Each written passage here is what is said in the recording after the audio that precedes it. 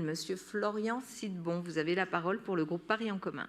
Oui, Madame la maire et mes chers collègues, merci beaucoup. Je suis très heureux de pouvoir parler de l'aboutissement, en tout cas de la première concrétisation de ce beau projet que vous avez porté, Madame la maire, dans votre projet.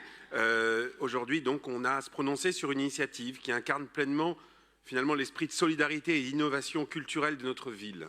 Le projet pour le 106 rue Brancion dans le 15e, c'est bien plus qu'une simple réaffectation de locaux municipaux. C'est vraiment une nouvelle page qui s'écrit pour cet espace au cœur du parc Georges Brassens, un quartier au passé industriel où se trouvaient les anciens abattoirs de Vaugirard.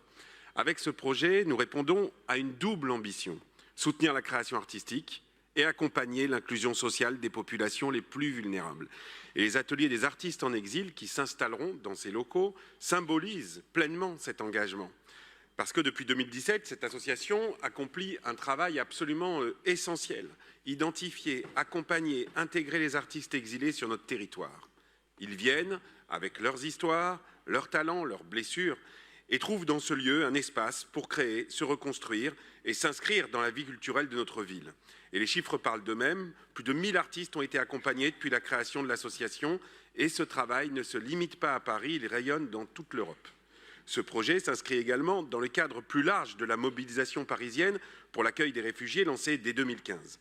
Et le 106 rue Brancion sera donc un symbole de notre capacité à transformer les défis en opportunités, un lieu d'accueil et d'intégration qui célèbre les valeurs d'ouverture, de solidarité et de créativité.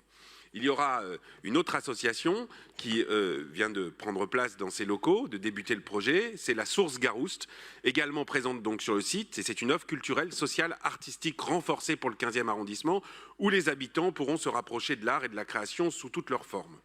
Et je le redis ici, nous devons encore travailler pour que la ville engage une concertation avec les habitantes et les habitants du quartier pour imaginer en commun l'utilisation des 600 mètres carrés au rez-de-chaussée qui restent sur ce site. Et il a toujours été prévu justement de co-construire là-dessus et d'ouvrir évidemment.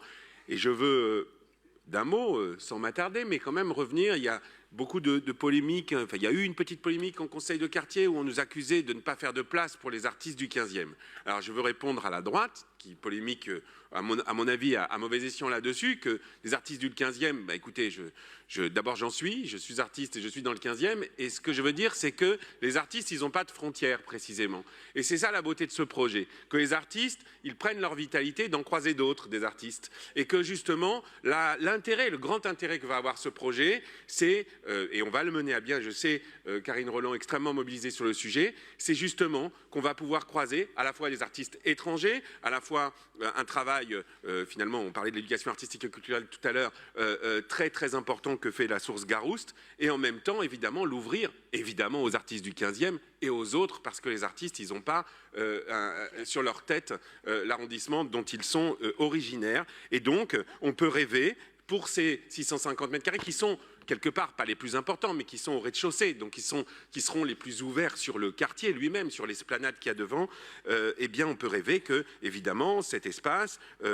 soit un espace, alors évidemment, en beaucoup plus petit que ce qu'il y a au 104, mais de pratique spontanée, peut-être pour des artistes justement, peut-être plus jeunes que ce que vous imaginez, mais du quartier. On peut imaginer qu'il y ait des liens, évidemment, avec les autres structures culturelles, c'est-à-dire le Montfort, la Ruche, ACE 15, l'association du parc Georges Brassens. On peut imaginer et rêver peut-être, si on y arrive, d'un petit café associatif, que des associations du quartier formidables. Je pense à une association qui s'appelle Le Village, qui est en train de s'installer dans le quartier et qui s'occupe des familles monoparentales, auxquelles cette association pourrait peut-être collaborer. Bref, il y a beaucoup de choses à rêver, elles sont en train de s'inventer. Il faut voir les choses positivement et pas être recroquevillé. C'est évidemment notre ADN à nous.